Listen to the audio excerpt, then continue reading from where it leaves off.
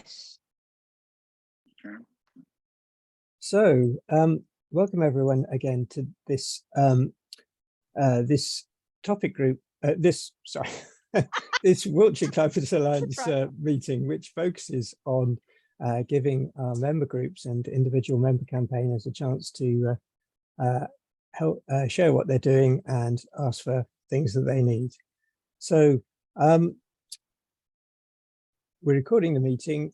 We may have what I suggest actually we have very quick introductions tonight, which we don't normally do, but there's not too many of us here tonight, and I think it'll be a good opportunity to sort of refine the list of people that actually want to give a group update. But you know, obviously, don't start doing the update in the intro. Just to say quickly who you are, and if you like to sort of say a bit more about it, say that, and we'll sort of schedule it in with the other updates if that's okay. Can I quickly go around and just say who you are, what sort of group or and where you are in Wiltshire, and whether you would like to give a more detailed update later. So going around in the order on my screen, we've got Catherine. Hi, yes, I'm Catherine. I'm with Cycle-Friendly Devices and Sustainable Devices, and I did volunteer to do an update later. Thank you, Catherine. And something else I'll ask. I don't know if anyone would be happy to help me make a few notes. We are recording, obviously, so we can, you know, look back at it afterwards. But if anyone's able to do that as we go along, that's really helpful. But obviously, don't feel obliged.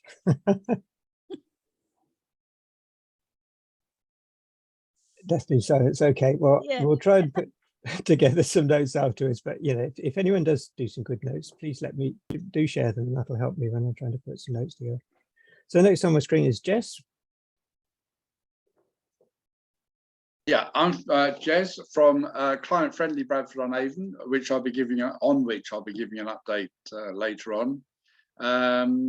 Also, an Extinction Rebellion activist, Just Stop Oil, was up in town at the weekend, very poorly attended. Liz Truss is in charge. Oh my God, we're doomed. On to the next one. Thank you. Thanks. So Jill and Jimmy.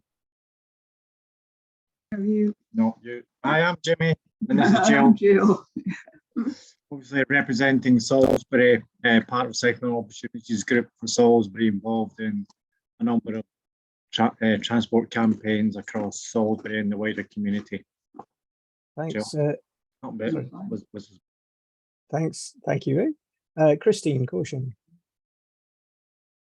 Hello, I'm Christine. I'm with Caution Climate Action and work very closely with Adam in our group, who other people will know. He couldn't make it tonight, so I've said I will do the update for Caution. Thank you very much. Very welcome.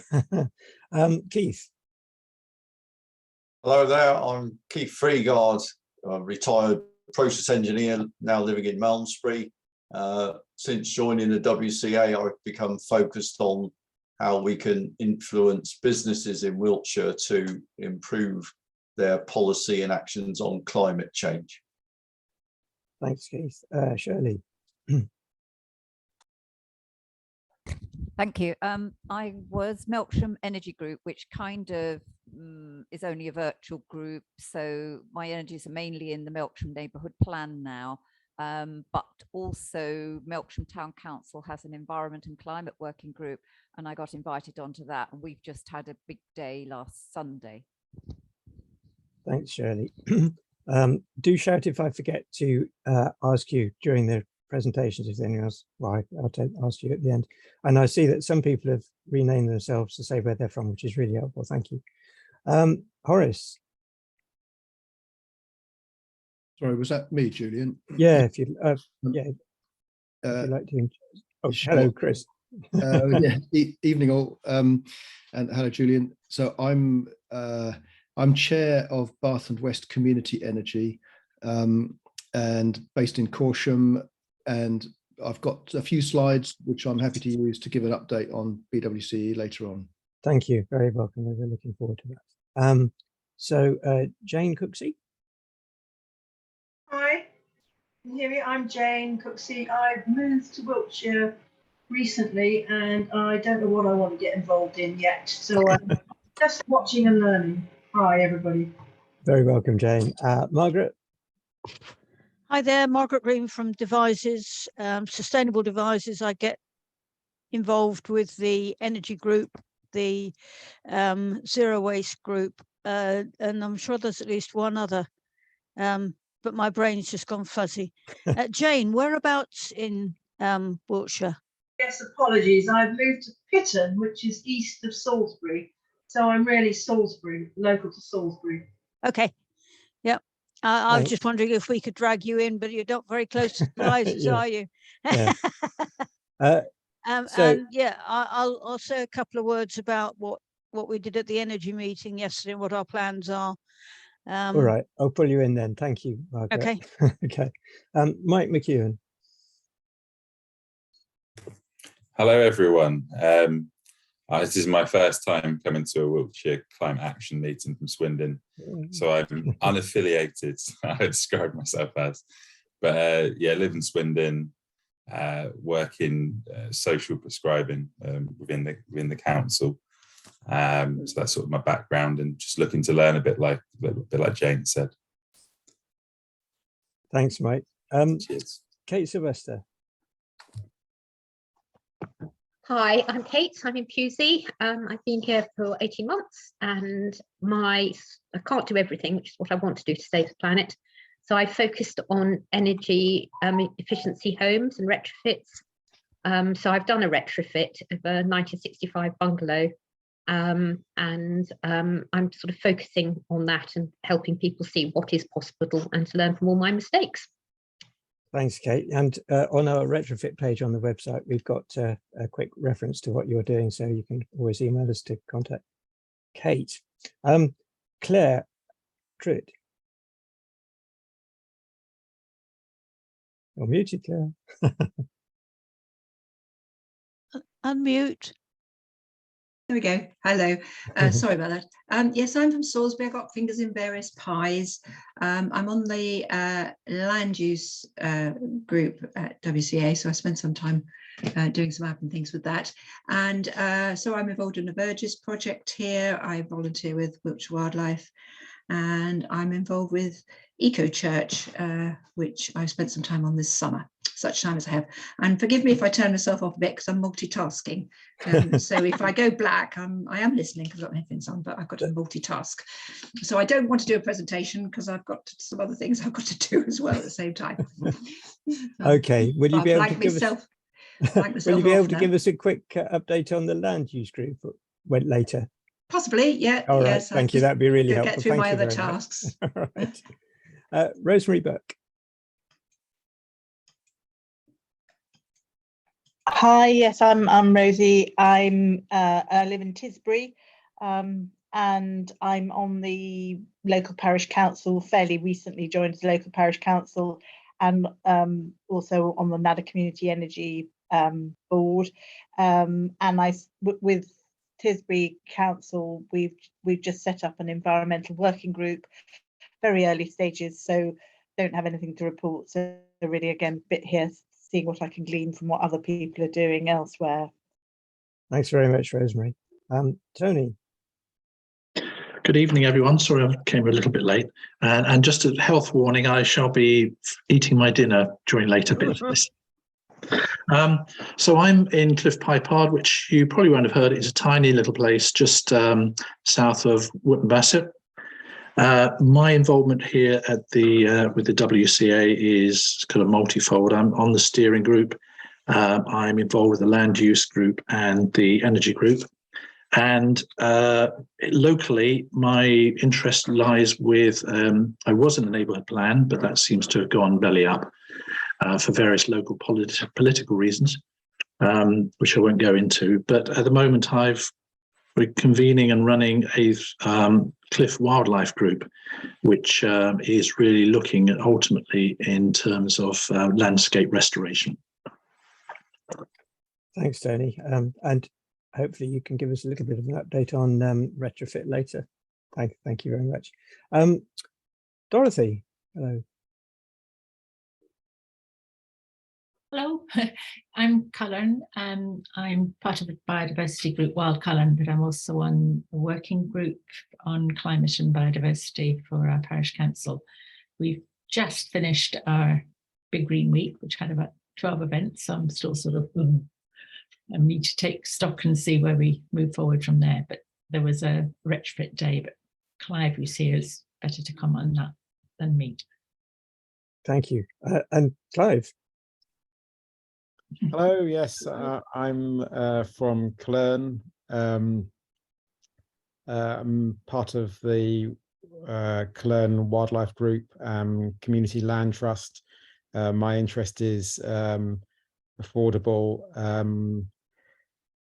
very energy efficient housing, which we're hoping to build in the village. And yes, took part in our Green Week here in Cologne. Thank you, Clive. That's really interesting. That's something that we're, community land trusts and energy efficient building is something we're particularly interested in. Hopefully we can talk to you later about that and do chip in later if you want to. Yep. Kate Tarrant. Hello, I live in Llankenol in North Wiltshire. I'm not really part of a group, although I'm quite interested to join the caution one. I've just really come along to learn and to be inspired.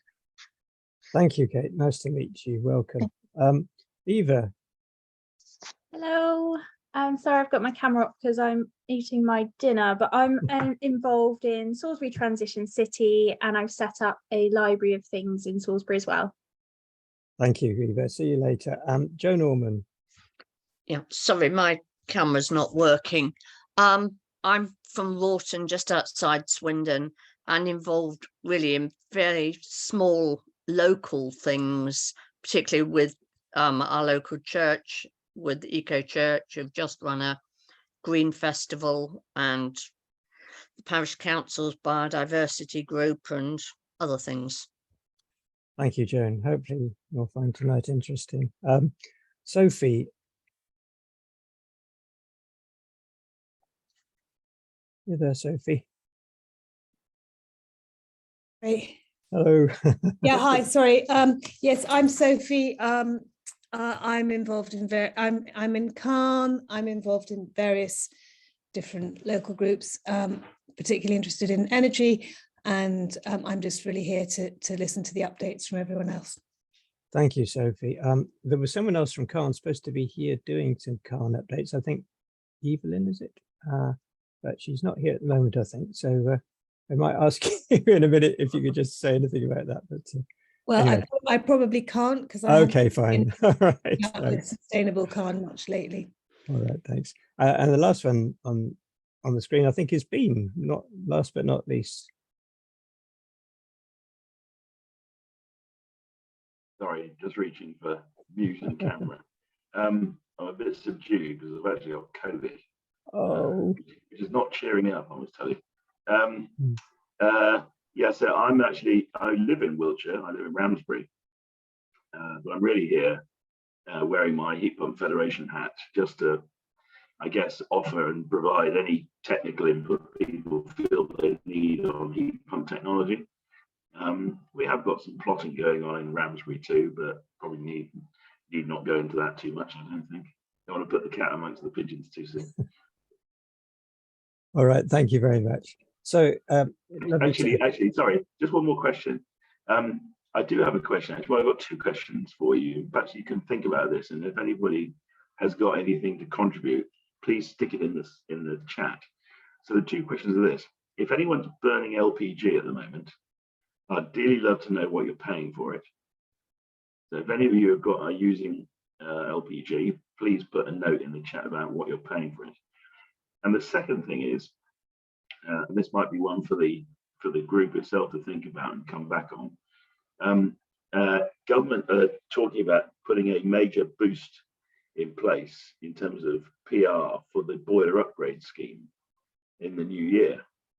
So my question to you is, what media do you think that it would be most appropriate in order to get to the broadest possible audience with new information and or a boost on the boiler upgrade scheme. For those of you who don't know, the boiler upgrade scheme is ineptly named, but it's effectively the subsidy that is currently available for replacing fossil fuel boilers with heat pumps, or in some instances, pellet boilers. And it's scheduled at the moment to run for 3 years, starting on the 1st of April this year. Okay, so those are my 2 questions for you. Thanks, Breen. Yes, do put stuff in the chat, and hopefully we can get you along to an energy topic group again to talk a bit more about that in the near future. And sorry to hear about your COVID.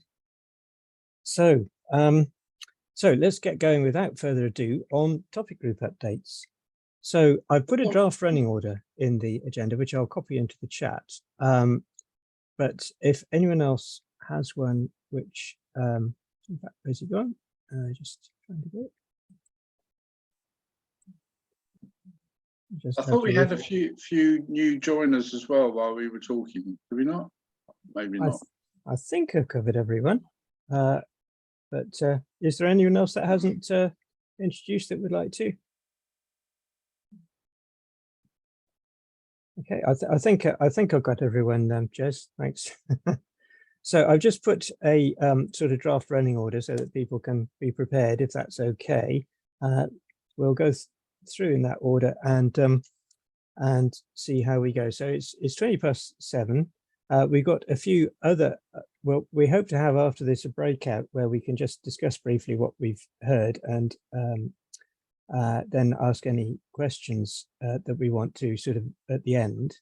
But do feel free to sort of ask brief questions after each update. But we won't have very long for each. So if we reckon we've got about sort of 10 updates, and we've got maybe 50 minutes. So try not to be more than 5 minutes, and if just be concise, and if you've got less, that's great, and it means that other people that got slightly more to say can have more time. So thank you. So Eva, you were going to give an update from Salisbury. Are you ready to go? Yeah, I'm ready. I have not prepared anything, so I'm just going to waffle, but if anyone's got any questions after what I've said, you can always send me an email at info@sharesalisbury.org. But basically there are quite a few projects on the go with Salisbury Transition City. Some of them I'm involved with, some of them I'm not, so some of them I will probably not do them justice when I'm talking about them. But so we recently received a grant for about £500 from Salisbury Area Board for one of our projects, which is air pollution monitoring of PM 2.5. And that is a project that's working alongside the air quality management group within the council. So the funding was raised in order to buy handheld monitors that we're going to distribute to school children and other interested people throughout Salisbury who might be interested in joining. So it's part of a wider scheme, which is a citizen science air pollution monitoring. So if that is something that's of interest to your local area, I think that is something that you can get on board with as well. We've got a project called Salisbury Green Business Awards, and essentially it's a project that aims to start a positive conversation with businesses about things that they can do to reduce their environmental impact and also carbon emissions. The scheme will be rewarding those who meet a certain criteria. So basically it starts with a questionnaire, so it's easy to complete for small to medium-sized businesses, and after that questionnaire is completed, we will then have a look at the answers, give it a kind of a mark, and depending whether the business is green enough, they could potentially win an award or a badge to display on their shop front or on their website.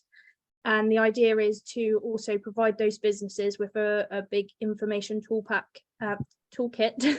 of stuff that they can read through, signpost them to useful advice and other organisations to help kind of move them forward on their journey of sustainability, and also educate businesses who have no idea where to start with this kind of thing as well. There's also a project or a group forming who want to set up an eco hub in Salisbury, so a bit like I believe has happened in Swindon.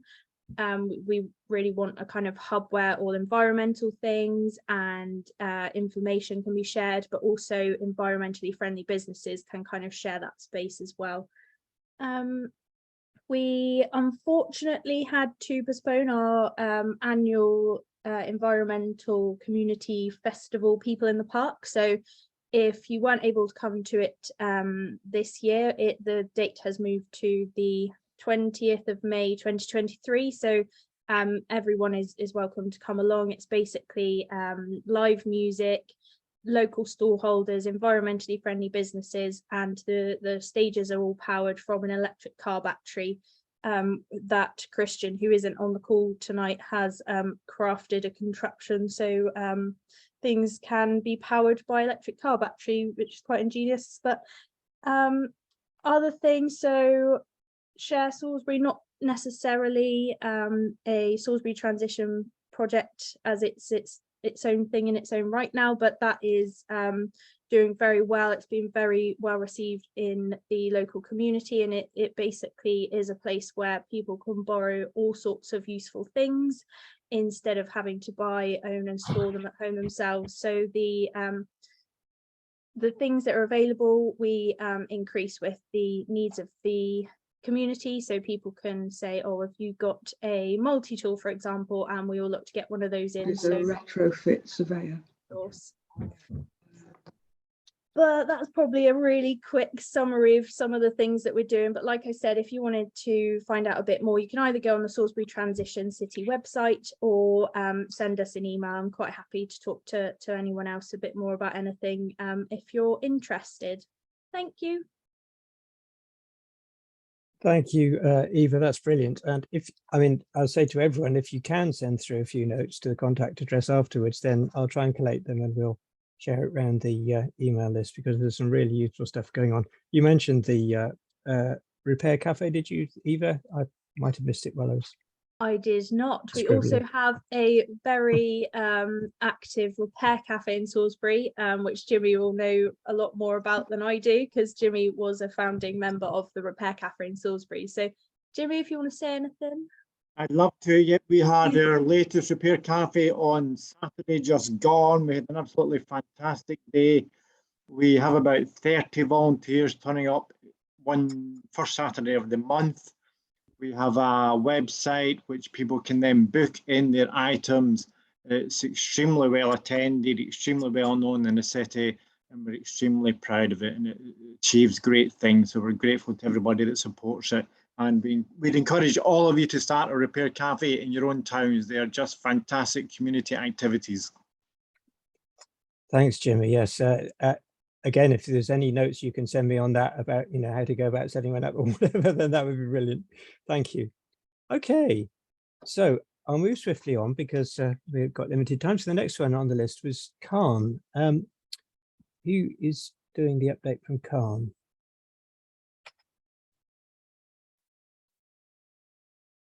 I'm sure I saw someone from Khan. Was it Christy? No. Okay, I'll do a second call again later if you're not here.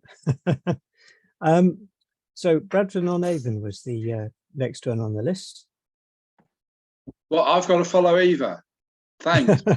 I'm sure you'll have a good job. Thanks, Jess. No, the only thing I think we can beat Salisbury on is, well, I'm not even sure about that, is whether we might be a longer standing group, maybe. I think we've been over about a dozen years, but probably not. So I'm the third the third option to present this, I'm afraid. The other two managed, well, doing other things. This last week, talking about the Great Big Green Week, we and the Town Council did put on quite a full and varied programme, including a talk by various representatives from the soil renovations or what's the word I'm looking for? refurbishment, soil refurbishment. Regenerative farming. Maybe? Regenerative, that's the word, regenerative farming, which was quite interesting. We had film shows, we had a repair cafe, we had, what else we had? Oh, we had a domestic heat event with various groups, including, I think, was WCA there? I think there might have been. Oh no, actually I saw him in Bath on the march, that was right, on the couple of Saturdays ago. But yeah, got some great hints in the domestic heat event. I must say most of the events were not particularly well populated. The thing about the Bradford and Avon group is actually all the members are getting on. You know, they are getting quite old, and we have managed to get a couple of new, younger, keener people in.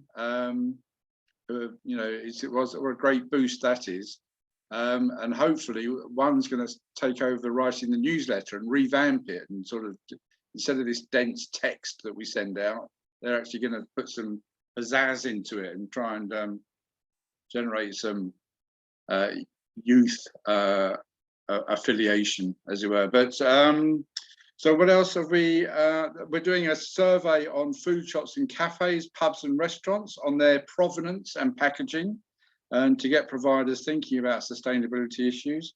We've developed a traffic scheme for the town, which we hope will get adopted by Wiltshire Highways. And I've got to say that's about it, really. Thank you very much.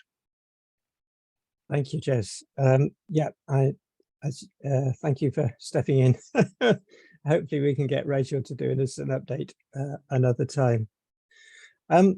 So the next one was, where are we? Caution. So that was Christine. Hello, yes. Christine. Yes, hi.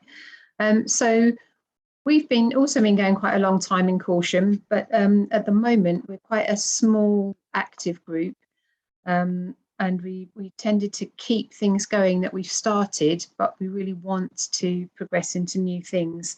So this year I kind of thought about, and we have really developed a recycling hub in Caution, which takes recycling that can't be taken in our bins and is harder to recycle. And it's been phenomenally successful, and loads of people want to bring things there. And also we've got a great team of volunteers who take it to wherever it needs to be taken to as they're travelling around, so they can be recycled, from cosmetic packaging to batteries to plastic packaging, all sorts of things, stationery, pens, loads of things. And it's really good. It's a really vibrant place, and that sits alongside the litter picking that is regularly done around the whole town and has spread to local villages as well.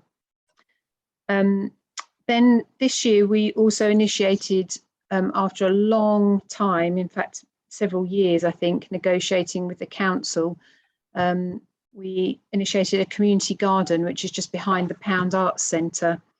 And again, it was another activity that we actually found more volunteers came out to do. There's a fantastic bunch of people there who have been working really hard, and we've been harvesting our first round of vegetables and flowers, and we've got fruit trees in there. And the next sort of step with that is to talk to groups in Caution about using the garden for green prescriptions, and which other groups might be able to join in to actually help upkeep the garden. And it's looking really great. Lots of positive feedback about that. We've also carried on developing our links with Caution Town Council this year, and we're very lucky, very supportive of everything that we want to do. And they are working with us, and we are putting on an energy efficiency event in October, which sounds quite similar to some of the things that other people have been doing. And we chose to focus on energy efficiency instead of the retrofit side of things, and really trying to pull lots and lots of the public in who don't normally attend these sorts of events. So it's a case of watch this space really, but the town council are really on board with that and are helping us with that. Looking at the notes that you sent out, Julian, one of the things we'd love to do is get more people involved, more younger people. It'd be great to see if anybody's done that in a highly successful way. We'd also love to start a repair cafe. We've been talking about it for a while, so we'd love some help there, Jimmy. At the moment, it's a bit down to the fact that the number of people who can give enough time at the moment, but we have got some people who would step up, I think, if we could get something core in place. Yeah, I think that's about it for now. Thank you, Christine. And yes, getting young people involved, that's something we can definitely discuss in the breakout groups, and then sort of maybe have a bit of feedback if anyone's got any good ideas for that. Thank you. So Shirley just reminded me that we've missed out Melksham, and since that's close to Corsham, I thought slip that in here. Did you want to talk about that, Shirley, or was anyone else? There isn't anybody else, and oh, okay, sorry. and there hasn't been for years, except of this parish is now Liz Christie, the my friend and partner in eco stuff, and it's wonderful that she has been able to take a bit of this strain, and she's also on the Melksham Town Council Environment and Climate Working Group. But she focuses on the ecology and rewilding side, while I focus on energy. So that goes quite well. And she's not only set up Melksham Goes Wild with a lot of cross membership across, between the Environment and Climate Working Group of the Town Council and a kind of independent focus, but somebody on that pushed the Blue Heart campaign. Have you heard about this? That's getting going. She's also leading on replanting a load of trees in a random patch of, quite large patch of ground that's not accessible except through somebody's garden right down by the Avon. That's also of concern to the Environment and Climate Working Group. So there's this huge overlap that somebody else highlighted, that Christine highlighted in Corsham, where we're really now working through the lower tier local authorities. Liz has also got on her list Repair Cafe for Melksham, so I'll try and make sure she gets hold of Jill and Jimmy. And then we had we actually, partly through my pushing, we formulated an actual strategy at the Environment and Climate Working Group of Melksham Town Council. Part of that was to hold a climate fest, which happened on Sunday. And thanks very much to all the WCA people like Keith and Andrew who spoke at that event. The sad thing was there weren't very many in the audience in the upstairs council chamber, which I was emceeing, where we had brilliant talks, just not enough takers. It was just so sad. So we've learned for another year that 8 brilliant speakers is, a waste of talent unless you can guarantee. But downstairs, I understand the stalls were a great complement of stalls. We had a heat pump demo, thanks to Bean. And we had managed eventually to get some cycles representatives and cargo bikes. And we heard about cheese from Andrew. So it's a good event generally. And the last thing I'd appeal for help with, although Adrian's given me some help, at last Wednesday's Neighbourhood Plan Steering Group, I said that I was reluctant to vote for a strategic environmental assessment that was being tabled, or for a plan for the town centre that was being tabled, unless there was some acknowledgement that we needed to avoid digging and disturbing the earth because of the way soil is a carbon sink. And I felt it was all very well for the strategic environmental assessment to go on about the SSIs and the area area of outstanding natural beauty. But if it didn't fundamentally say all planning should now be predicated on disturbing the soil as little as possible, I felt unable to vote for it. So this put eco cats amongst planning pigeons. and I've been called on to justify what I've just done. I woke up the next morning thinking, oh my, what have I done? But it's really the first step in trying to stop the siloed thinking where you've got environmental land management going on in the Department of the Environment, Food and Rural Affairs, or whatever it's now called, and you haven't got that translated into planning policy. So any help, please. That's it.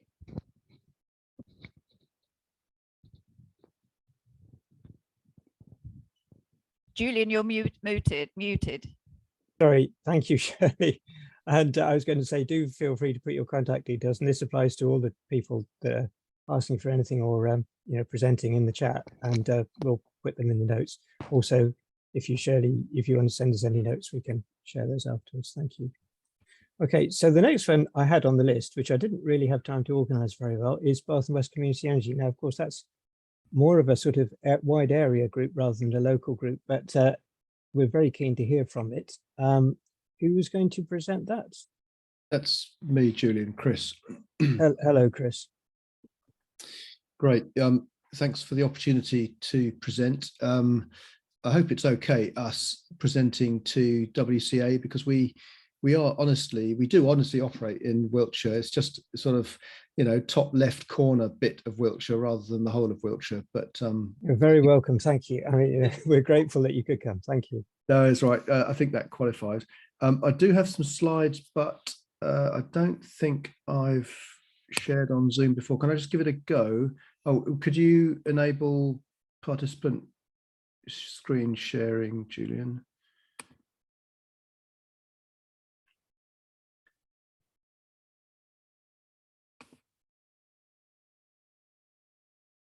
Oh, that's a poll. I've pressed the wrong button. Okay, let's see if this works. Can folks see that? That's great. Yep. Okay, let's see if this works. And can you still see that? Okay, good. I can't really see anybody now, so what the heck, I'll just crack on and just shout over me if people have got questions. I guess for folk who might not know Bath and West, our geographic area of operation sort of stretches down into North Somerset, across the other side of Bath into sort of the far reaches of Bath and North East Somerset Council area, up into South Gloss, across here into North Wilts, across Chippenham, and sort of heading up towards the outer edges of Chippenham, I'd say, and then south back round in a loop from there. There's nothing scientific about that. It's just that if you are trying to be a very locally rooted group, you can't just keep expanding forever. So that's our patch. We are by structure a community benefit society, which is a very common form of community energy cooperative, and we are trying to be very thoroughly democratic within the limits of having quite a large membership and now quite a large size of organization. So just to give a bit of a sense of structure and scale, this is our current team. We have grown a bit quite recently in order for us to sort of continue and to grow our current activity, which is quite dominated in terms of energy projects. It's quite dominated by rooftop and ground mount solar photovoltaic installations. Basically, that's a business model that still works for us. And what we do is we sell community shares to members. And by buying a share, a member becomes a voting participant in this democratic society. And the capital we raise through that, we then invest into energy projects, almost entirely PV at the moment. And that generates a return for our members, which is capped. and the additional profit beyond that return to members is recycled back into a community fund, and that community fund is then available to be drawn on by by any groups operating for a social purpose within our geography. And we're very pleased that I think we've distributed well over a couple of £100,000 now to those groups, covering all sorts, from kids' playgrounds to allotment societies, to all sorts of things. And wherever possible, we like to see a bit of a focus on climate type issues, but that's not necessarily the case all the time. Was that somebody asking a question or somebody coughing? So just a quick update on where we're up to at the moment. We're sort of we're going pretty fast at the moment. We've just had our most recent annual general meeting, which went very well. And to give a bit of a sense of what we're trying to do over the next year or so, we want to install another megawatt of new rooftop photovoltaics by March of next year. We've got potential for another over 2 megawatts of ground mounted solar, but along with every other solar developer, the grid is beginning to get quite sticky. So it's quite hard to add very much more at the moment. We've got good opportunities for partnerships with commercial developers, and we've raised a bit over £1 million to date in our most current share offer, which we have just relaunched with an ambition to raise a further £1 million over the coming months, and I'll come back onto that in a second. Some of our business plan highlights are our intention to maximize community renewables, and very keen wherever we possibly can to do that, of course, in the Wiltshire bit of our patch as well. We're very keen to increase recognition and indeed copying, replication of the community energy model. Very keen to support people to do that. We're very keen to enable local energy supply, which is the very tricky bit of the jigsaw.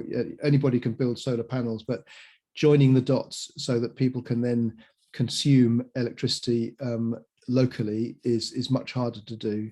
And we're also very keen to support innovation in helping people to minimize their energy use and to use energy in line with its time of day availability and cost and carbon intensity, which again is all achievable in principle. So we're doing some quite innovative sort of research projects on that as well. And so I'll just come to our current share offer, which is the bit that I'd love folk to sort of spread around if you're able to within your groups. So we've got a new share offer document which has just very recently been issued, and it's available on our website. It came in 1st of September.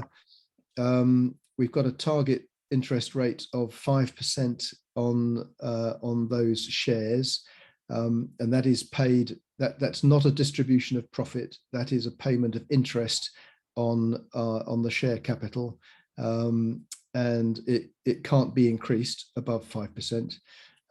Minimum investment is 100 quid, which we hope gives a sort of a relatively affordable level of access for anybody who wants to take part. And it will be increasing PV on schools such as the one shown there. And I'm afraid I've forgotten which school that is, but it's I don't think that's in Wiltshire. So we're aiming to reach a bit over £2 million of a fundraise by April of this year coming. We're keen to get new audiences, increase our coverage, and improve awareness of our model. And these are the key stats and dates to take away. If anybody would like to jump on an online information session around the investment, those are some dates there, and that's the email address to get in touch if you've got questions. And Nick Bird is my colleague, who's our sort of comms officer, and do feel free to get in touch with him, and indeed to replicate all of this stuff in the wider groups that you're all attached to. That was a bit of a whistle-stop tour, but Yeah. I'll stop sharing. Thanks very much, Chris. A quick question from me. Are you doing anything in the retrofit space? Not yet. We have lots of conversations about what more can we do in respect of energy efficiency. We're very open to ideas. We're very open. We've been doing some experimentation with local EV, electric vehicle charging infrastructure, for example. It's not the same thing, I appreciate, but we are keen to move beyond just yet more solar panels. And we haven't yet found what is the right model to support people in that domestic retrofit area. It's quite a complex one, as everybody knows. Okay, thank you very much. Yeah, we'll talk a little bit about the cheese project later. I don't know if you looked at that. Anyway, I won't delve into that right now, but if you're here for that, that'd be great. If it might be interesting. Thank you. Brilliant. Julian, there was a question from Bean about onshore wind. Is that in the chat? Yeah. Oh yeah. Thank you. Is that something you're looking at, Chris? Yeah, great question. I should have mentioned, we're very keen, if we possibly can, to invest in onshore wind. That's very much on our radar. There's a huge uncertainty, as everybody will appreciate at the moment, vis-a-vis the view of central government in respect of planning on onshore wind. We were hoping there might be a bit of a relaxation of some of the constraints that have been enforced for a long time. And we've actually got a number of potential wind sites that we've looked at in the past, but haven't been able to take forwards. I still think it's going to remain tricky for quite some time to come. But all things being equal, we would be super keen to be involved in that. Okay, thank you. Respond on that question from Dorothy as well. That was on grid capacity. Yeah, okay, thanks. So very briefly, grid constraint is going to take quite a long time to fix. So all of the distribution network operators have business plans in force in which they show how they're going to increase the capacity of the grid to service exactly this kind of need. But the rate of investment that they need to make is going to have to be faster than they are currently making it. And nobody sees a very quick fix to this over the next sort of 5-year period. So we are basically very grid constrained, I'm afraid, at the moment. Thank you. And there's another question in the chat now about geothermal opportunities. Any thoughts on that? I can't keep up with the chat. It's no, it's just asking, Yeah, sure. Sophie, the answer is no. We don't have grid secured for onshore wind. Would be very keen to do that. Geothermal. I mean, I do know that the city council in Bath was looking at trying to exploit the Roman hot spring in order to heat municipal buildings. I think it proved to be very difficult, and I don't think that project has gone ahead unless I'm wrong. And indeed, heating the Abbey with that, that's probably the only obvious geothermal aquifer opportunity in our area, other than shallow geothermal, which I think is probably what you could call ground source heat pump sort of sources, which in principle is available to all of us, but is a slightly different topic to deep geothermal. Yeah, thank you very much. Obviously there's a lot of interest in that, and maybe we can have a more detailed chat maybe in the energy topic group at another time, and that's really good. So do send your notes through. Thank you, Chris. So moving on, is there anyone from Wood and Bassett here? Oh, sorry, Bean, did you want to say something? Or? You're muted. Yeah, no, I just thought I would give you an update on Bath. There's 2 or 3 points about Bath. The first is to say that the Abbey project is now live. So the Abbey is poetically a 1,000-year-old building, give or take, heated by 2,000-year-old wastewater. How beautiful is that? The second phase of the project is in progress, which will heat all of the other buildings associated with apartments. So that's really exciting, really, really good news. And the second phase, the first phase, all of the collectors are actually in the Great Drain. The second phase, the collectors are in the King's Bath. So really exciting projects. And I just thought it was worth pointing out to people that any other form of drilling in Bath is a problem. So if you drill in the city limits, and there is a map available somewhere, and I can't remember where to find it, but I would find it if I needed to.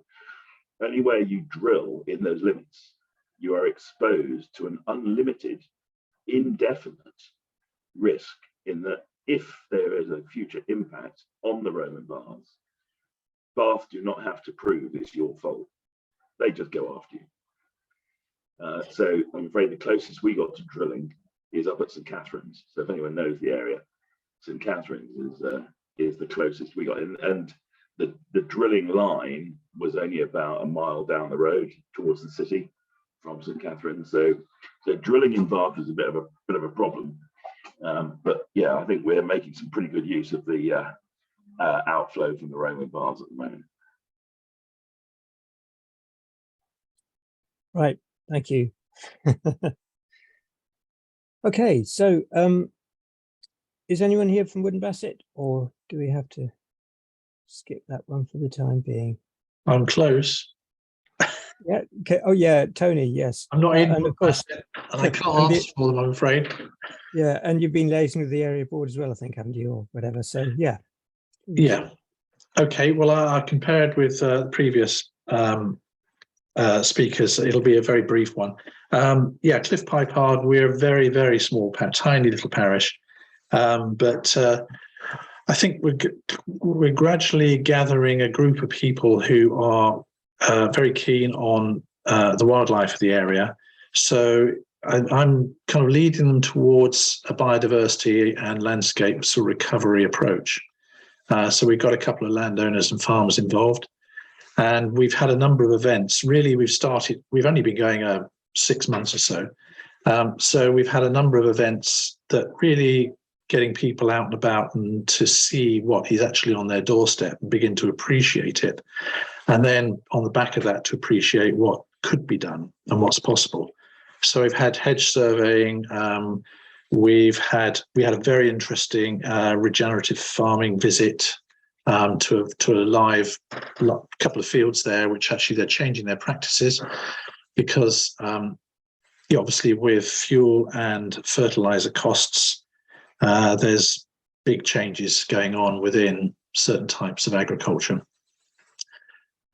So we've also looked at pond restoration. Actually, there are a number of people doing things on their own initiative, but I'd like very much to get the more community involvement in some of these particular acts. Tree planting, certainly connecting areas rather than necessarily just planting trees willy-nilly. I think we're also very interested in trying to get the food production side more recognised. And also, I think certainly very interested what's here before is the community's energy company, because half of our village is on oil. And we've also got quite a lot of roof space with some quite big farms and barns and things that could be PV mounted. And there's even talk of small wind turbines because we get air. The wind is channeled up our valley. So I think there's quite a lot of potential there, but we're starting small and steady. Okay, thank you, Tony. Good to have a little update from there. So is there anyone else that I've missed? Any other local groups that would like to? Devices. Devices. Sorry, Catherine, you weren't on the list. Why didn't I put you on the list? Sorry about that. Yeah, please go ahead. Okay, I did do some slides, so I'm going to try and share them.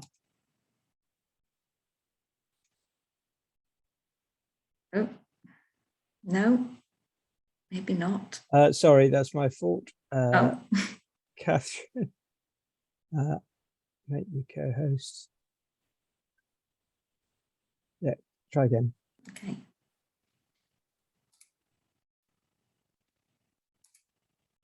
Okay, you do get to see my notes. Brilliant. But never mind, because I cannot remember everything. So anyway, hi, I'm Catherine, lead for cycle-friendly devices in sustainable devices. So I'll just quickly go through what we've been doing, what we're looking to do, what's gone well, what we're learning, and what you can help with. These are the current themes at the moment that sustainable devices members are active on. So biodiversity, cycle-friendly, energy efficient, and zero waste. It's going to go on. Yeah. So the biodiversity group, I don't participate many in these, so I've only, I'm not very good on this, but hopefully I'm not doing them down. But these are probably the most mature group. They do annual seed and plant swaps held centrally in devices, and that's been going for many years. And there's loads of opportunities for public engagement then. And sometimes they do planting around the town as well. So when the stuff grows, it's free for, for anyone to harvest. Green in Devices is a town council initiative that's aiming to plant trees and wildflower mini meadows. And that's bringing together all the individual groups around devices. There's groups that do wildflowers, a Quakers Walk, community groups, etc.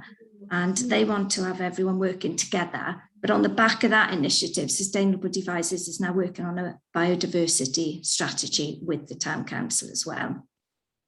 Mm-hmm. So cycle-friendly devices is a bit more me.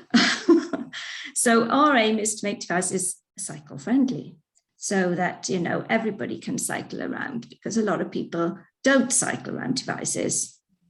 So one of our first successes was to get some cycle parking in. We identified the lack of it, and we went to the Devices Town Council Sustainability Group where we got a seat.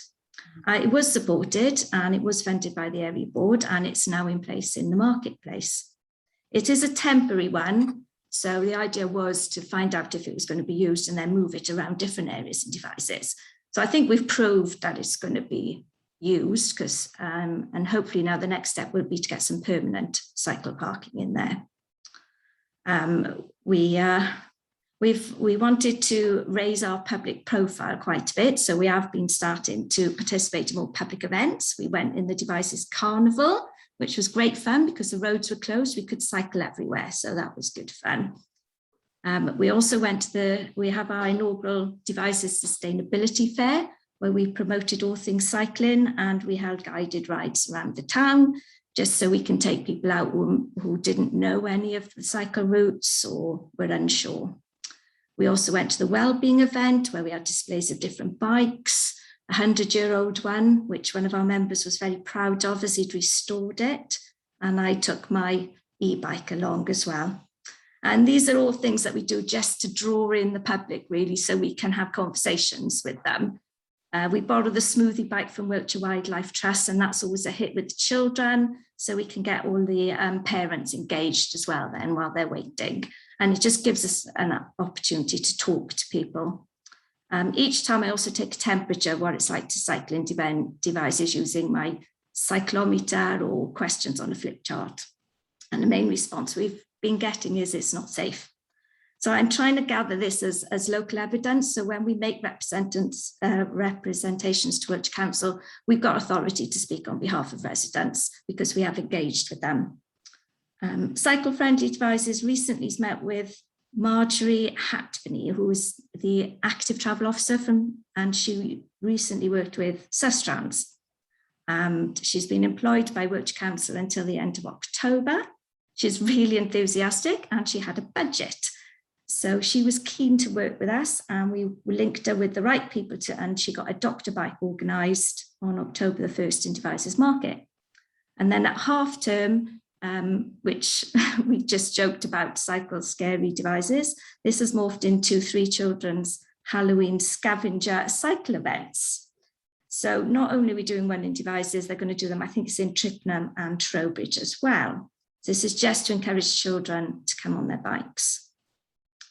Cycle-friendly devices got a seat on the area board, air quality and sustainable transport group as well, where we secured with the chair of the group, Tamara Ray, getting an LC whip for devices. And then as stakeholders, we had meetings with Atkins and we were able to share our local knowledge. We have promotional events as well, just to engage the public again, so we can get lots of responses to these consultations. And going forward, we're hoping to get a joint Wiltshire Council and Devizes Town Council sustainable transport event in Devizes, just to further cement their commitment into actions to make sustainable travel more attractive. We've been reaching out with other groups, and we're member of the Cycle Network Forum, where cycle groups around Wiltshire meet and they share information and work together to push forward a proactive travel agenda, just to encourage Wiltshire Council to make the right decisions about active travel. And personally, I've written to Wiltshire Council Cabinet and the MP about active travel, because we need to show them that, you know, people who cycle want equality in the use of public space. And here's an example of my cyclometer.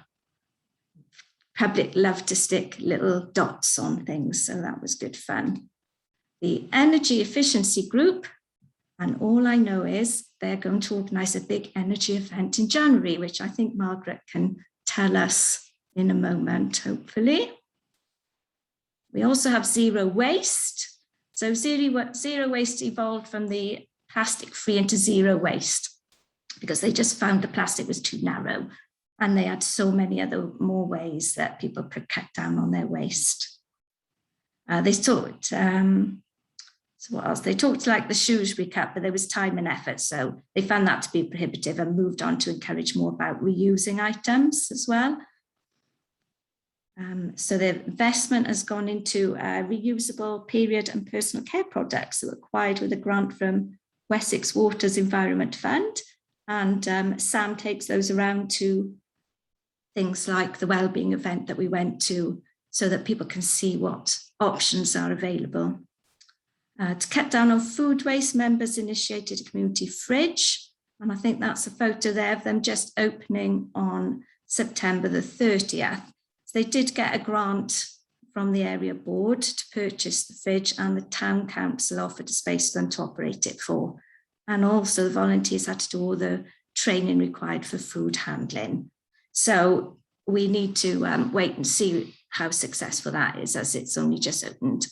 And then lastly, for whatever it was last week, a film screening was held with, the plastic free, a film screening was held last week about plastic or something.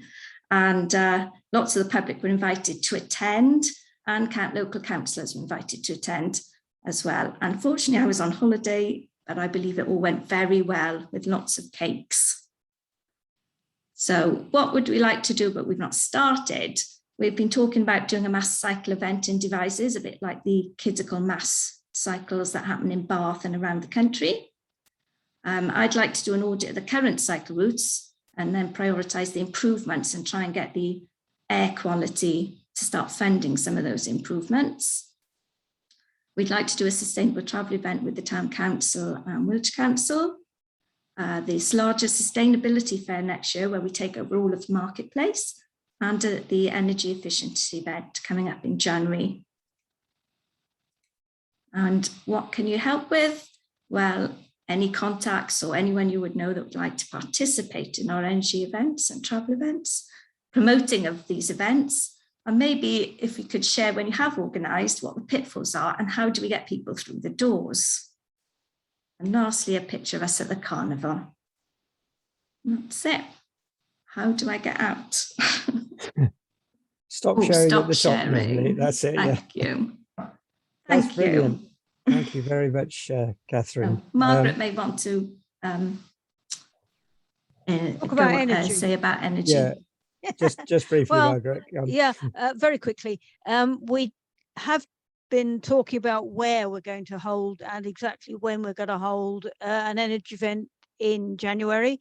It's going to be either the last or the penultimate weekend of January.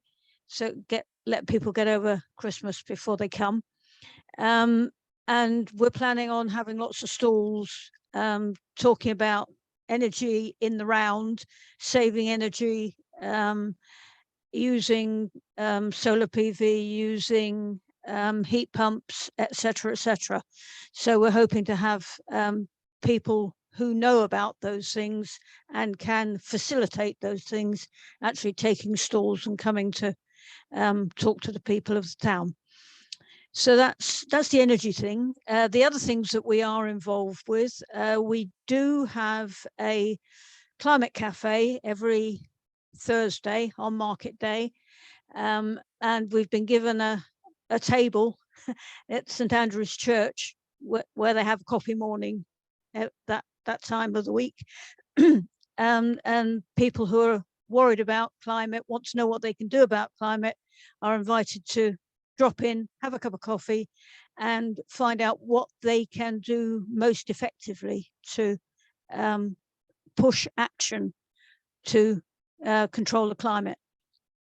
The other thing that we have been trying to do, we did come and visit the Salisbury repair cafe, and it was superb, and we nicked all their notes and we took them away with us, and we started, and we did 2 before the pandemic hit, and since then we haven't had the opportunity to get started again, mainly due to lack of knowing who to call in to do the repairing. So if anybody can help us with that, if any other repair cafe can persuade their repairers to come and help us as well, that would be great. We've got people who can do bikes, we've got people who can sharpen tools, we've got people who can run a sewing machine, but we're stuck with electrical stuff, so we haven't really got off the ground. So please do give us a nudge if you know who can help us. So diddly dum. I think that's most of the things that I've got involved with. Oh yeah, I'm part of the Zero Waste group, and the film was The Story of Plastic, and it ends up with a really nice and clear description of how we control plastic, and that is stop drilling oil. Because if we don't drill oil, then there isn't the oil there to turn into plastic, and we have to do something different. It's not rocket science, but guess who doesn't want us to do it? Would that be the oil drilling companies? It could be. And they're very powerful. Our current Prime Minister has worked for the oil industry and is funded by the oil industry. That's one of the places she got the money to do such a good campaign, so that she ended up as our Prime Minister. So yeah, just stop oil is a really, really good thing to do. And that's me. Thank you, Margaret. That's great. Yeah, we got a repair cafe in Swindon as well. Might be some cross-pollination there. That would be wonderful. You're quite close. Yeah. Quick question for Catherine. You mentioned about the LC whips. There's a Cross-Wilts group doing LC whips, isn't there? Are you part of that? And can you mention anything about that at all? We are. A cycle network for yeah. Yeah. Well, we haven't. Actually, I missed the last meeting, and we've got one coming up. But I'm sure Jimmy was there. Had a bit of disaster, didn't I? My husband lost his wallet. So. All right, hand over to Jill for this one. Yes, we responded to the Salisbury LC whip. They had a rather curious way of recording the responses. There was support, partially opposed, and fully opposed.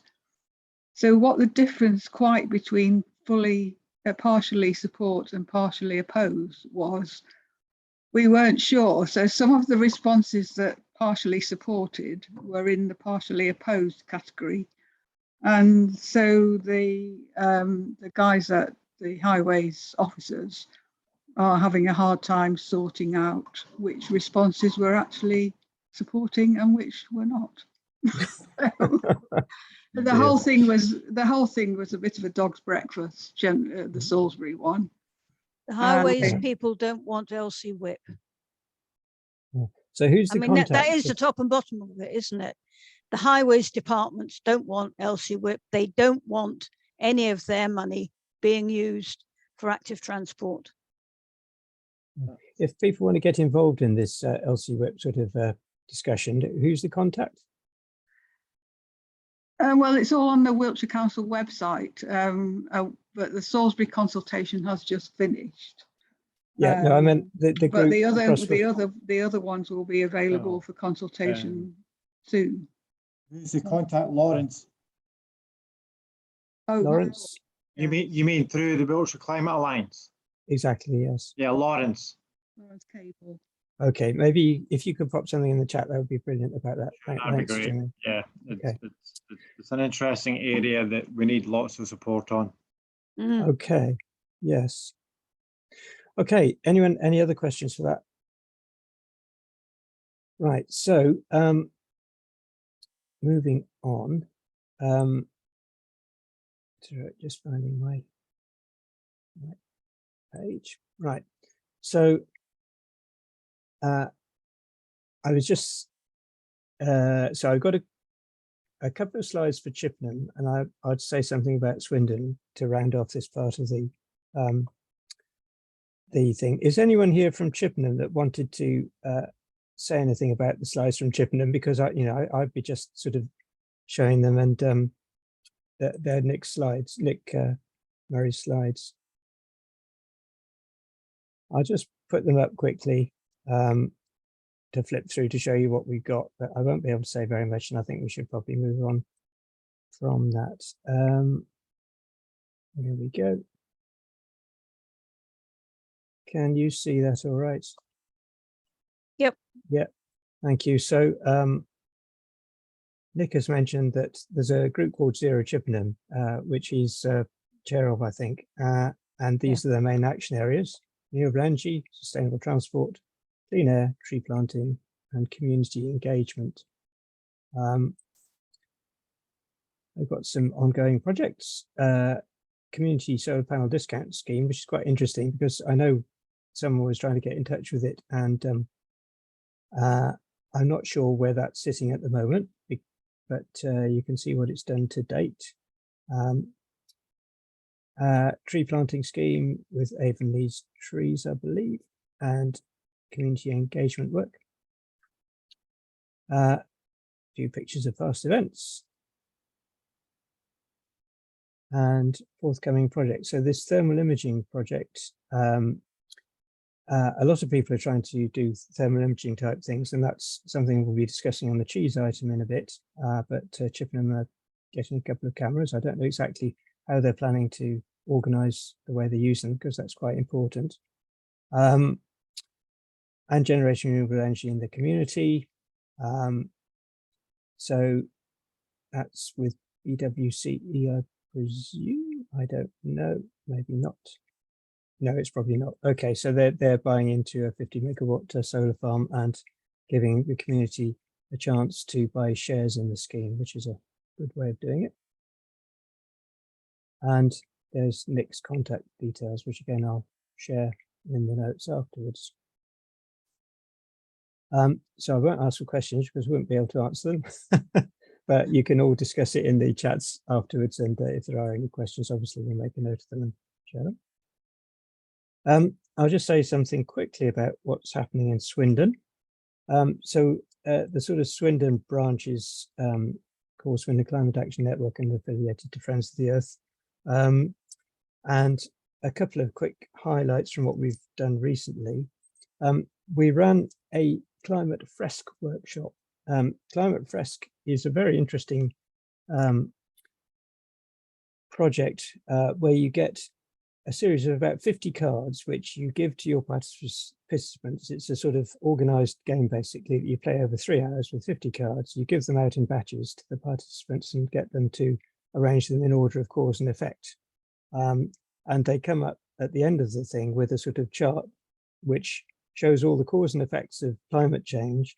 And during the process of this, you discuss the sort of the various aspects of it.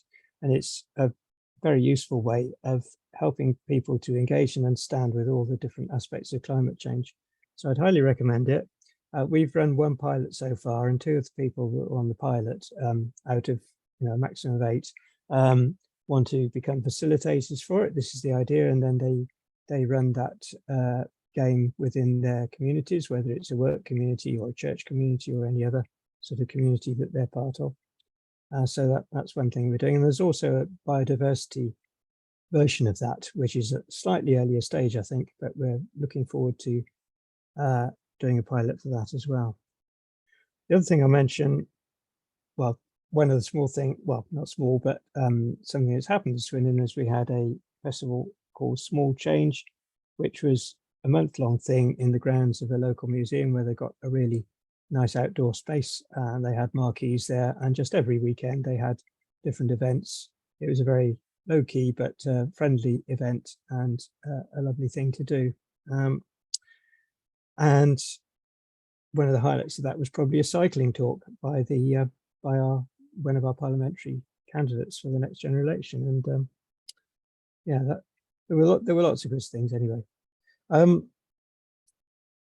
The last thing I'll mention is MP engagement. So we've got a meeting lined up for Friday. We have regular meetings to talk to our MP, and it's something I would encourage all local groups to do, really, just to discuss the various things, because MPs have such a broad range of stuff that they do that they, it helps to have someone discussing climatey things with them. And there's some very important things to discuss at the moment, of course, and the problem at the moment is working out which of the priorities to talk to him about on Friday.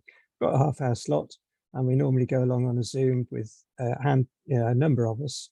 It was 15 on one occasion, but it'll probably be more like 8 this time. And we sort of plan it in advance and sort of work out an agenda. We have about 3 topics that we talk to them about. There's also an organisation who will research your MP and give you sort of tips on what the best things to talk about with them are, which I can refer people to. I've forgotten the name temporarily, but yeah, do get in touch if you want to know more about that. And then finally, we're just about to restart our green drinks in Swindon, which we find is a very useful way to engage people. So that's Swindon. Margaret's got her hand up. Yeah, I'm very interested in your card game. I think it would help our climate cafe, and I know that the Wild People's Trust bit that sits behind in Devices. Yeah, they're going to be running a climate cafe, and so are the library, all coming at it from different angles. Yeah, I'll definitely share that. Mental Don't health. worry. Yeah.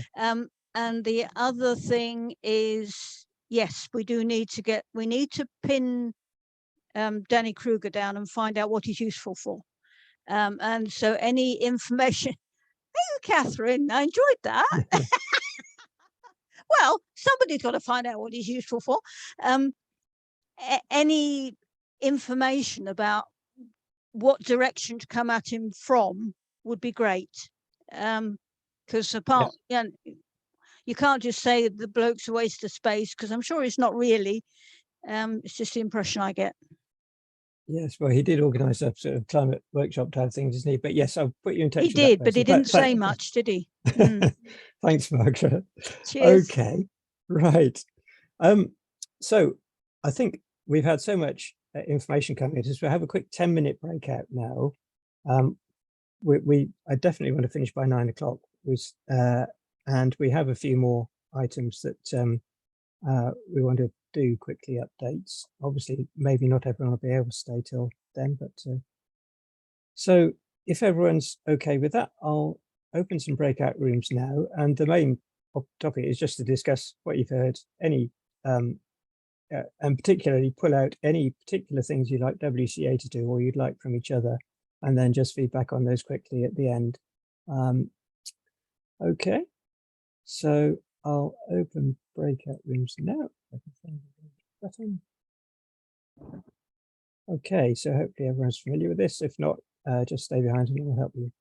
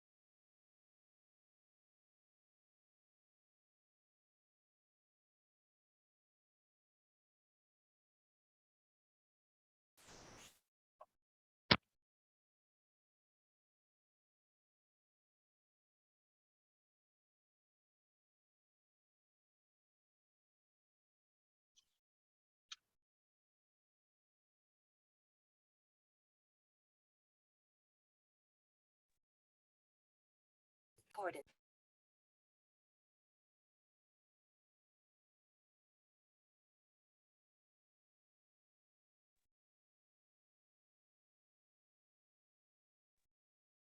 hello again. I think everyone's back. Right. So it's good to see that so many of you have come out the other side. I wasn't sure how many people would. So when we close the Zoom, there will be a survey where you can provide any feedback, and I would encourage you to do that, in particular things that you'd like from WCA or other groups. But also, there's a quick moment to do that now. We've got a few more items on the agenda, so if we can keep it quite brief now. Is there anyone that would like to give some feedback from that? Yeah, I'll dive in there. Our group seemed to focus on retrofit, which is great. In fact, we have Ian is a retrofit surveyor who has quite a lot of experience, and he's very kindly volunteered to speak to our energy group at some point about his experience, because I think that counts for a lot, as opposed to theoretical things. I think Clive in Cologne there actually lives in a passive house, so we can also share his experience there. And I think the point is also the fact that pointed out that the other places, as we know, have actually undertaken retrofit programs or offered subsidized surveys and things like that. So I think one of perhaps the shout outs for WCA to look at possibly is how can we leverage some funding to be able to at least assist some people in having a look at their homes, because there's money out there. It's just knowing where and when to look. You're on mute. Yeah, sorry. Yeah, you had a really productive breakout there. Thanks, Tony. We did. Yeah, make a note of all that and let's follow it up. Anyone else? We talked about pesticides and putting Wiltshire Council's toes to the fire to get them to stop pesticide use around the whole county, and the local councils, be they parish or town, also need to either have people or money to replace pesticides around the town, because pesticides and herbicides are the cheap and quick way to kill things, but it's not a good plan. Yeah, thank you, Margaret. Yes, Bristol sort of had a little exploration of how they could drastically reduce pesticide use, so worth having a look at what they're doing. Anyone else? Okay, well, that's good. So as I say, any other feedback, put it in the Zoom survey at the end. So we're sort of running to the closing items now. So item 3, maybe I'll paste it in the chat in case anyone can't see it. So those are the items that we had made a note of to talk about. So the first one was the Wilts Council delivery plan. This is going to be very brief because we haven't prepared any presentation on it. It came out a couple of weeks ago as a response to, well, after the external consultants and the SIS reports sort of reported on what they thought. Then Wiltshire Council announced a delivery plan a few weeks ago. Do you want to say anything more about it, Keith, at this point, or shall we just say that we'll go into that in more detail at the next meeting, or there'll be more news on that to follow. Okay, thanks. So the next item is a report that's recently come out called Climate Dominoes, which is very interesting on tipping points. Keith, I know you've got quite a few slides, but obviously we might need to cut that down slightly. I know you're very good at being brief. I know that I normally try and encourage you to say more because, if you just say it too quickly, then people don't take it in. But yeah, find the right balance and see what you can tell us about it. Oh, I'll go through it quickly if you can make me co-host. Yeah, sorry. Thanks. Yeah, there we go.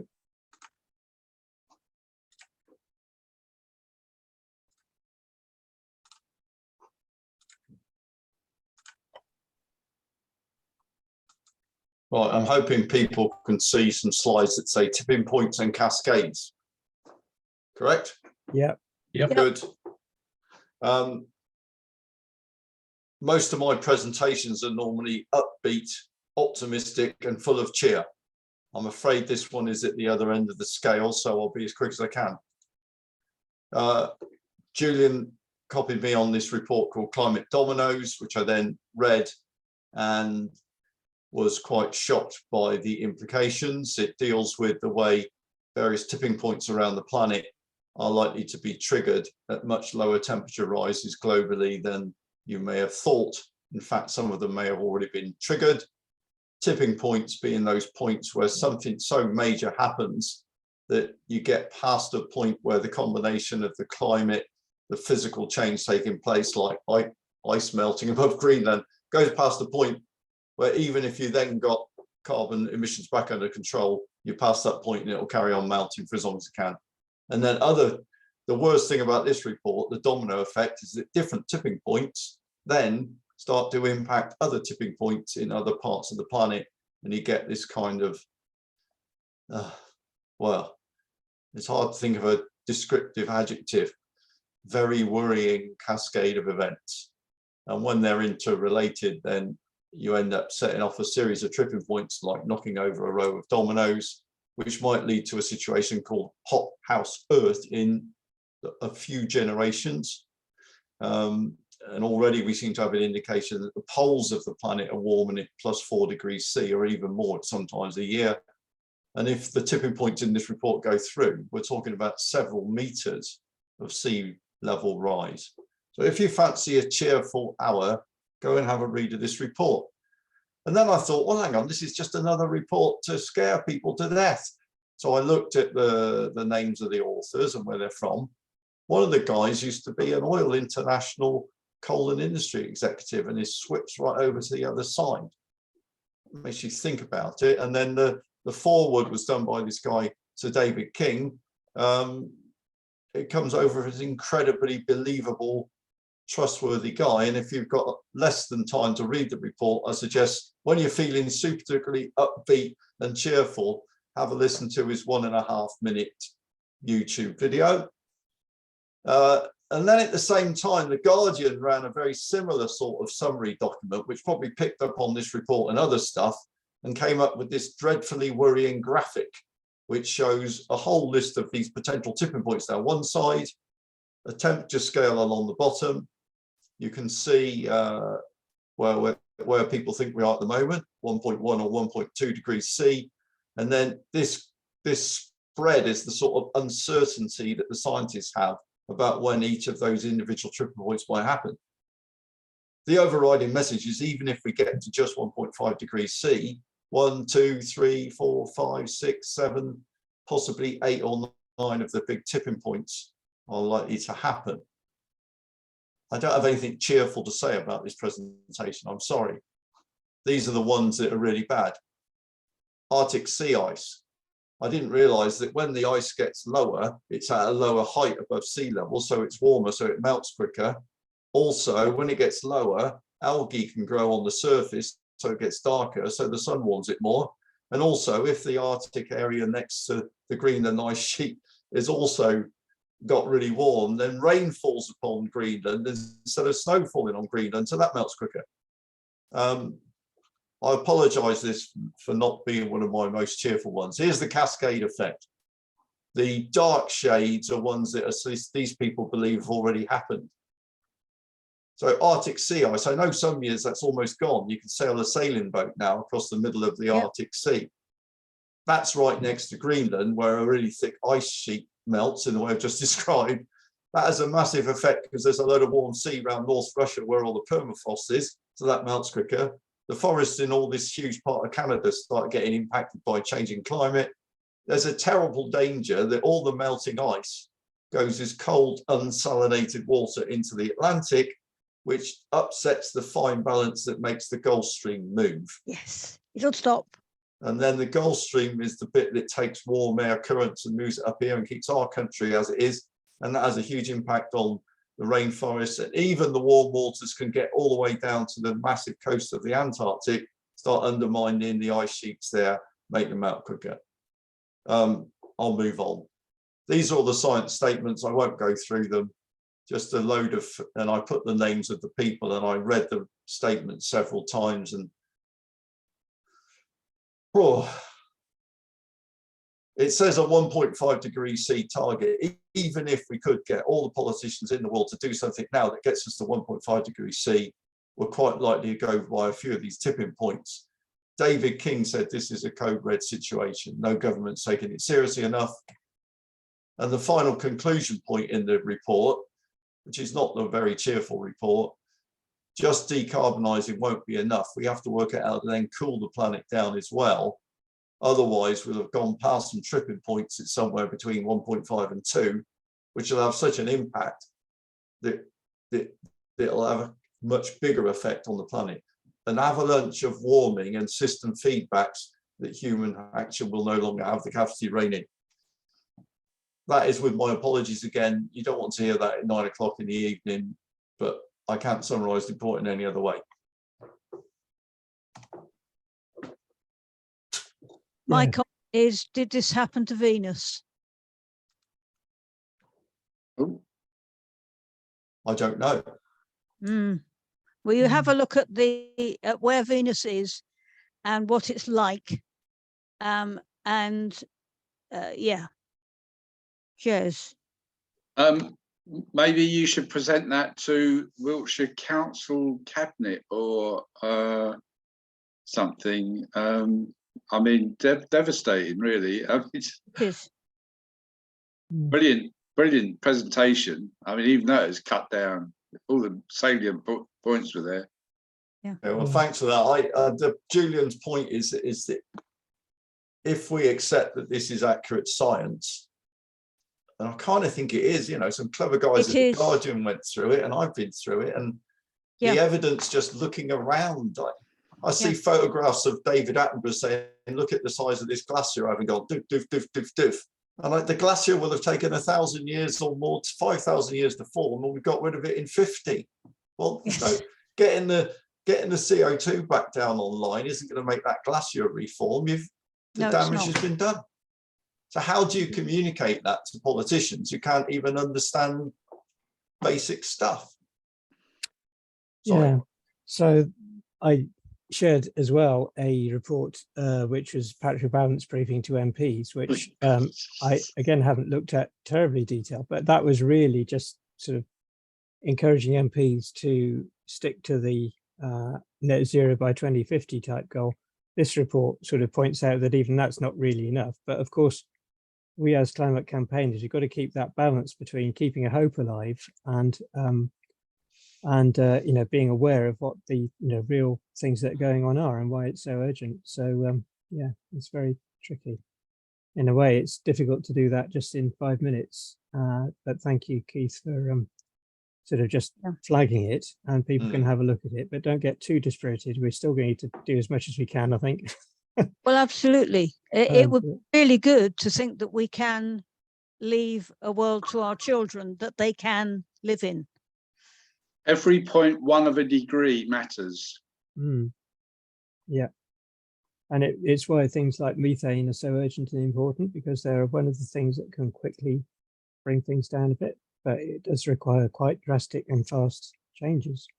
So, yeah, so that's why.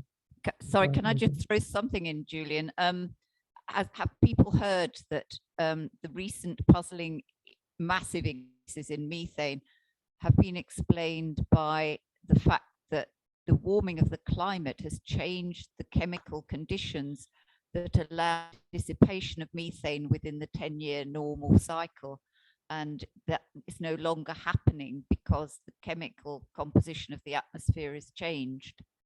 So what was expected as a methane burden is now lengthening. Okay, thank you.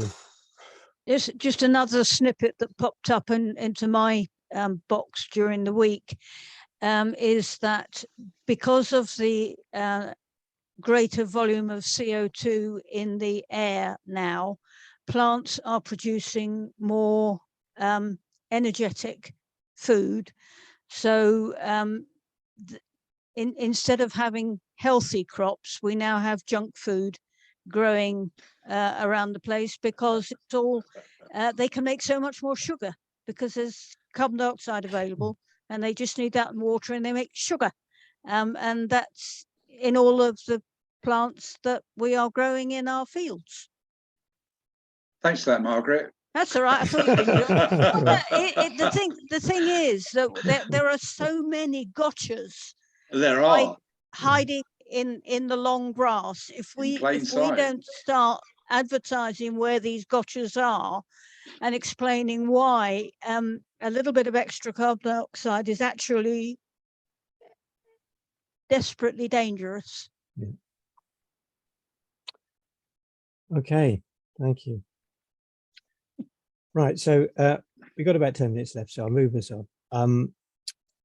The next item, number 3, was about cheese in Wiltshire. That's a thermal imaging survey methodology, really, which you use a thermal image camera. 1 or 2 people are getting these, but you also need to have an organized way of doing a survey and making sure that it's acted on, and that's what cheese is all about. It involves taking an hour or 2 survey where you take a video with a householder showing where all the problems are and helping them to act, and it's something that you can do quite quickly, so it's relevant to this winter. And Andrew Nicholson, who unfortunately can't be with us tonight, is a trained assessor, and he's offering surveys in the West Wiltshire and around Bradford-on-Avon area and a bit wider. And the people behind this scheme are trying to franchise it out, and we're looking to find people that are keen to pick up and sort of organize surveys in different areas. Now, one key audience is housing associations, because they may be able to, that it's in their interest to get these organized, because if residents spend less on energy, they're less likely to fall into rent arrears, and the properties are less likely to suffer too much mold and stuff like that. So we're keen to try and engage people on that. And to get in touch with me or Andrew, if you want to have more information about it, Tony and I had a meeting with them. Anything we should add about that, Tony?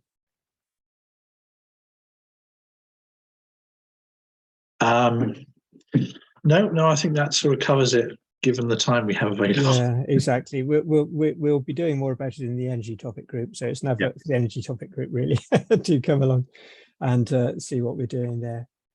The next one is Keith again, if you've recovered. A quick update on what's happening with business engagement, because that's really important as well in Wiltshire. I'll be again as quick as I can, because I know we're short on time and not everybody wants to listen to business engagement at this time of the day. Can people see another green thing saying business engagement members update? Okie dokie. I'll go as quick as I can. Most of the people on this thing will have seen this. At the start of the year, we came up with a set of objectives, and the project we focused on at the moment is to work out what is good and bad business practice in Wiltshire from businesses, and what data can we gather, and then could we disseminate some useful tools to help bring about change in the way businesses run themselves. 3 main phases. There's a research and analysis phase, which we're on with now for the last 2 months.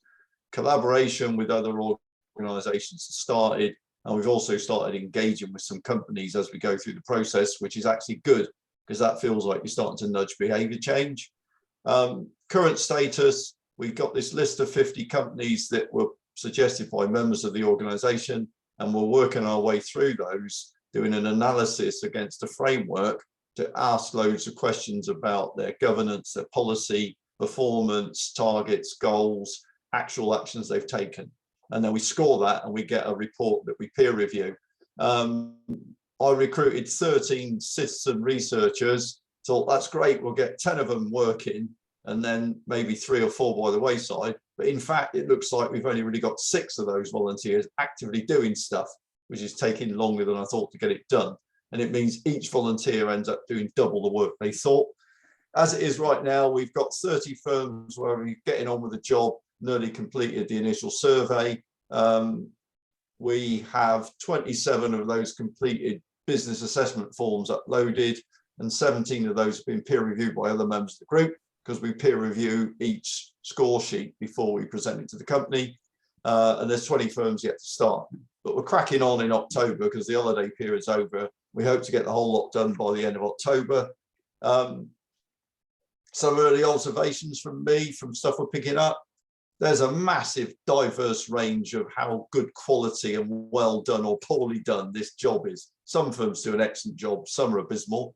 There's quite a lot of evidence of people just going, oh, climate change, we'll sort that out in 2050 and we'll have net zero. And then they're 55-year-old blokes at work, so that's easy. Very unclear who's responsible within the organisation to actually pick up the task. The finance directors do a bit and the environmental manager does a bit and then the CEO does a bit, but sometimes there's a real lack of clarity about who's managing it. Real poor definition of scope, what's in, what's out.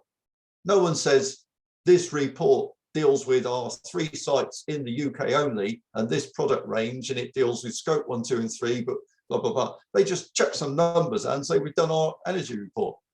Loads of nice words, not enough quantified actions. Boutique projects. Oh yeah, there's one firm I found who built 400 metres of plastic road in Holland to cycle a bike on. Oh, we sold the private client. Look, we're great. We built a plastic road. Very little else done. And not many people getting down to sensible 80-20 stuff, saying our biggest things are transport, energy and raw material. We're not going to bother on anything else. Sort them out. Bang. The direct engagement with companies has got started because with a few firms we've sent out the form and said, can we come and talk to you about what we found out by looking at your policy and performance as an outside stakeholder? Could we come and have a chat to see if we got this right? And then yesterday was a good day. I had my first hour with an operations director at a plastic moulding company near Chippenham, and they were very open. They thought they were the best in their sector. I said, looking at you from the outside, some of the things have scored quite low.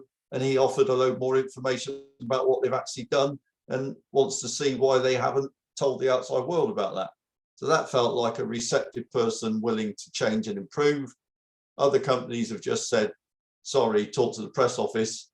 And I'm getting emails from press office at company name, not even the person's name. They won't say, my name is Joe Bloggs, I work in the press office. Just, we're the press office. We take it very seriously what people write about us, make sure it's accurate, otherwise we might take serious action. And smaller firms don't bother getting back to you. They're busy trying to make themselves survive. But it does feel like we started the first few nudges to change. Next steps in a year, finish the reviews, contact all the 50 firms, give them a chance to either object or accept what we've done, get it all together as some sort of report. And then I get into the slightly where I'm looking over the horizon. What do we do next? Who do you collaborate with? Who's going to be interested in this data? Who's going to actually want to work alongside us as proper collaborators? Is there someone at Wilts Council who wants to take this on board? Or do they see business management as not their job? Anyway, I won't bother with this page. I'll move on. End of presentation. Done. Okay, thanks, Keith. Any quick questions for Keith? Margaret, you got them. Is that an old hand? No, that's an old hand. Okay. It's the only sword I've got. Right. Yeah, I can't remember why I put my hand up. Oh, mind. Yeah, it was when you were doing the last thing, I think. Brilliant presentation, Keith. Well done. Good work. Yeah. Well, I'll dive in and say, yeah, Keith, that's fantastic work. Yeah, it's well done, Keith. It's a brilliant project, and it's I hope your 6, your 6 days at 6. Whatever it was, one of my big 6 or 7. concerns is that the project, you can see how it goes. If each of those 50 firms you need to engage with and go and have a meaningful discussion with them, it kind of mushroom clouds into an amount of work at the time when the number of volunteers I've got has been reducing. And the other thing you realise quite quickly, it's all well and good to ask a volunteer to work from home and do some research on the internet.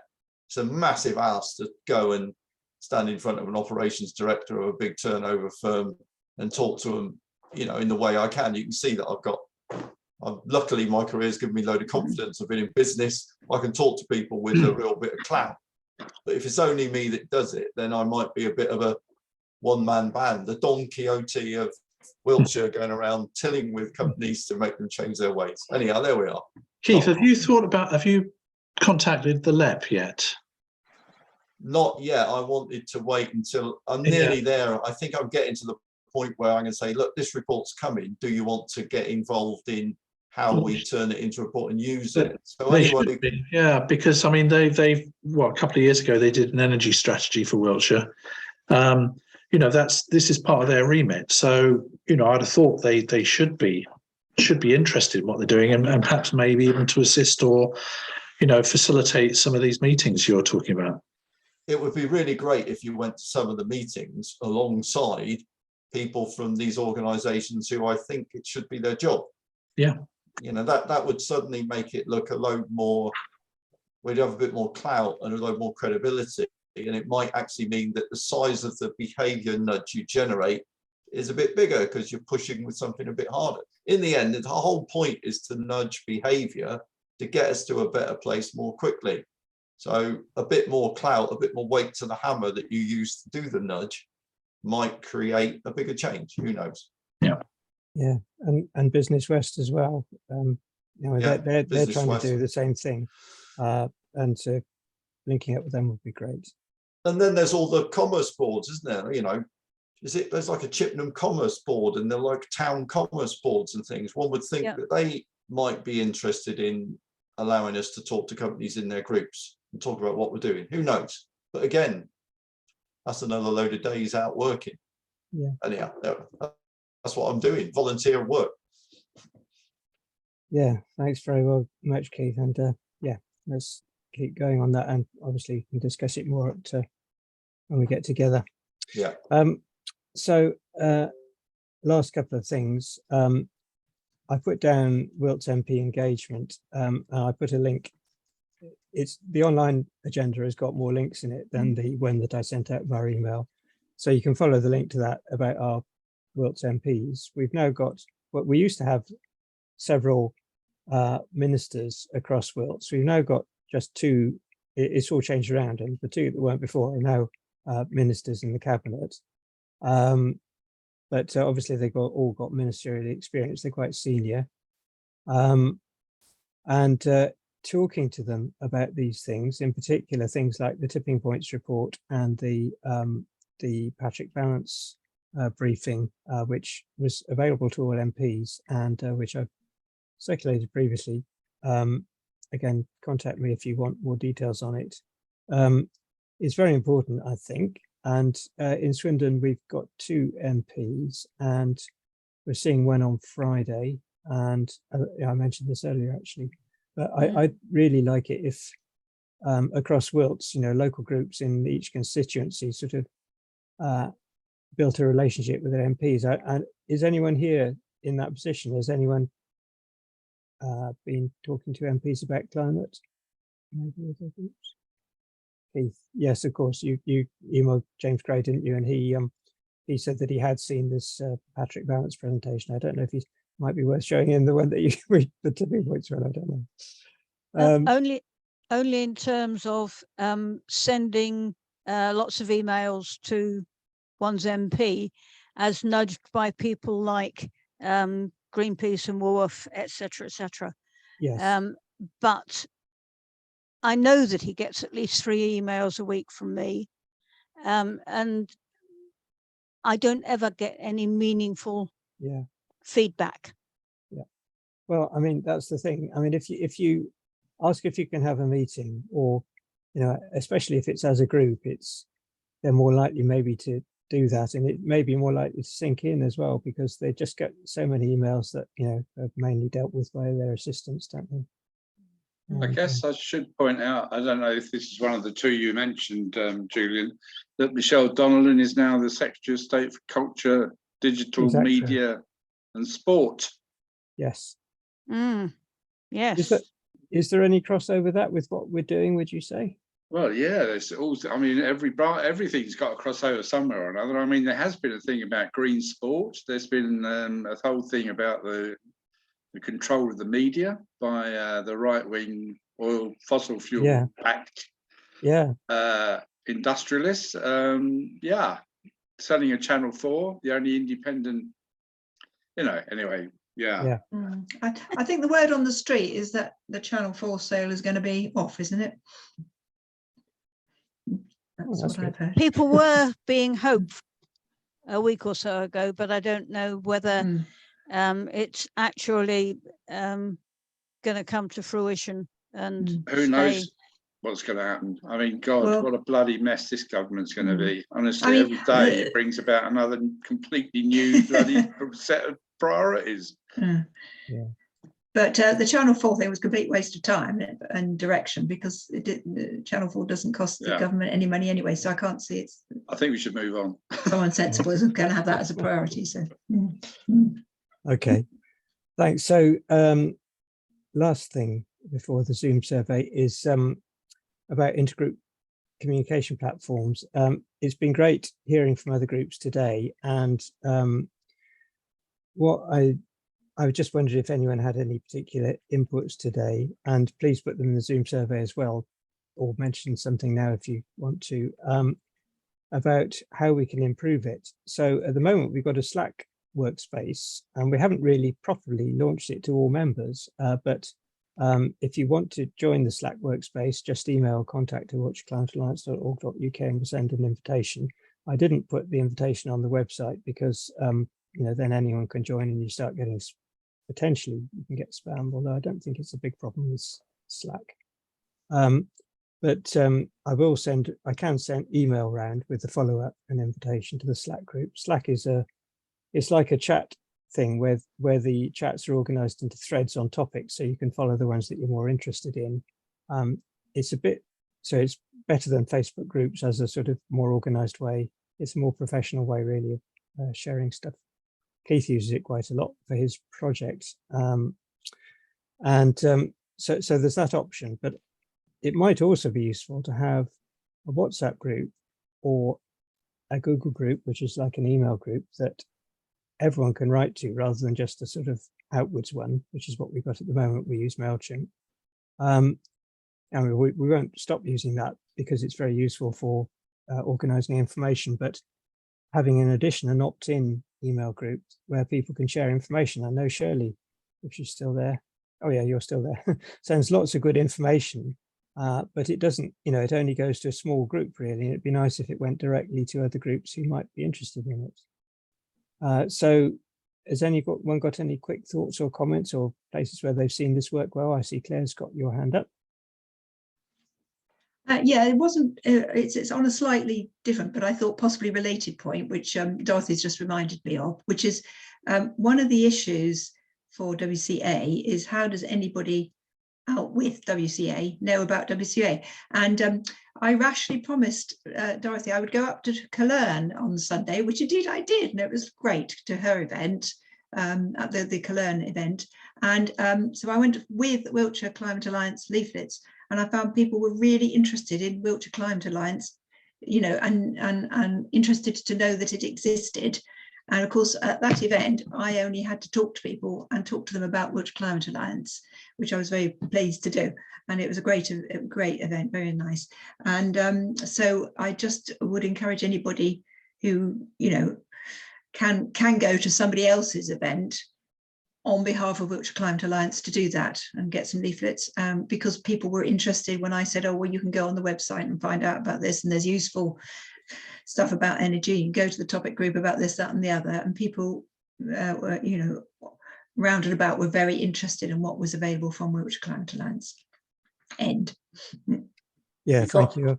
Can I just say thank you, Claire? Really appreciated it. Well, it was a great pleasure. It was lovely. Have we got leaflets? And where can we?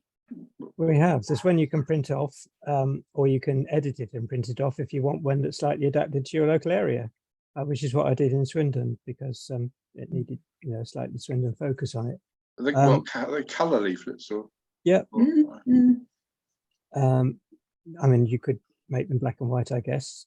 In fact, I printed out some both ways because it was cheaper to print them out black and white. I had some properly printed one, but I didn't get them there. Dorothy knows how they arrived. I can't quite remember. Via Sue, I think Sue did you. But those are properly printed small WCA leaflets. Yeah. I think I've seen some properly printed ones. I don't know. I think they arrived at a Wiltshire Council event. Mm. Yeah, so I think Adam had them at one point. But if you mail contact at wiltshireclimatealliance.org.uk, we can make sure some get to you. Right. Cool. Yeah. And I have some spare ones left. We got some from Adam, and I think can't remember where the other ones came from, but I do have some left if anyone needs them. Well, it's always useful to have. Well, keep them, Dorothy. Keep you them. Never know when you need to. That's what I was going to do. You know. Julian, there was an item about solar together. Oh, did I miss it? Oh, yes. Sorry. Yes. And I've got involved in that, and the bloke came round. There was a bit of a cock up with the appointments, but the surveyor came round too sweet actually after the cock up was revealed. So that was last week, and I've got an installation date in February. Great. For 6 panels and a 6 kilowatt battery. Okay, which installer is that? Infinity Renewables, I think they're called. Okay, that's the same one that I got one from. Yeah, I Did think you they're say- all. His diary was packed. Yeah. With I'll contact you directly if I can, Jez. If you're able to message me privately, maybe with your phone number or something, or I can just email you, but it would be good to have a chat if that's possible. maybe you should have a WhatsApp group of solar together installed. Yeah. That's a good idea.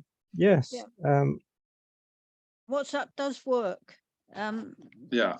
The livery yard where I keep my horses, there are 3 different WhatsApp groups.